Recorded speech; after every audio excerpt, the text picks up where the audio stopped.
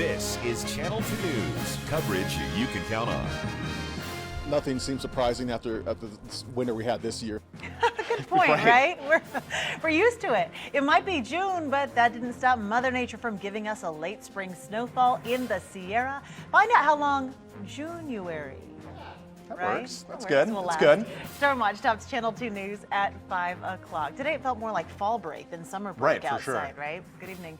I'm Kristen Remington. And I'm Landon Miller. Thank you for joining us. And we have, yes, Stormwatch team coverage for you tonight. Just have to laugh. In June, yeah. Chief Meteorologist Mike Oucher is standing by in the Weather Center with the promise of a warm-up. Okay, but let's start with Ryan Canada, who's live at the National Weather Service in Reno after speaking with people around town. I guess it's just not shocking, right?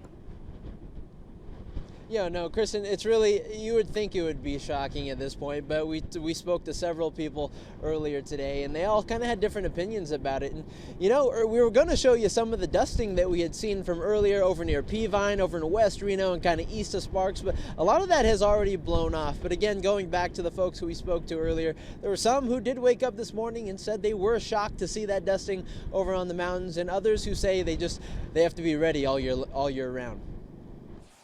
This was the sight in the Sierra late last night into early this morning, as a snowstorm proved that not even the summer month of June could keep the Sierra Pass safe from chain controls. It wasn't blinding where you couldn't drive, but it was pretty thick and big flakes. But I left my chains on my porch because it's not supposed to snow in June. But it wasn't just the Sierra that fell victim. Areas above 5,000 feet from Peavine to Lockwood got a dusting. This patio in the Virginia City Highlands wasn't safe from the snow, and check out this viewer's view from their backyard in Palomino Valley. We're from Key West, and you know, coming to Reno in June, we didn't bring a lot of warm clothes, and we were really surprised. But despite the shock from folks throughout the valley today, National Weather Service reps say these kind of weather events will occasionally happen in our area. It's not unheard of to get snow in the Sierra in June. We saw some snow back in 2011. What is unusual about this latest storm is the amount of snow. There are reports from folks in the higher elevations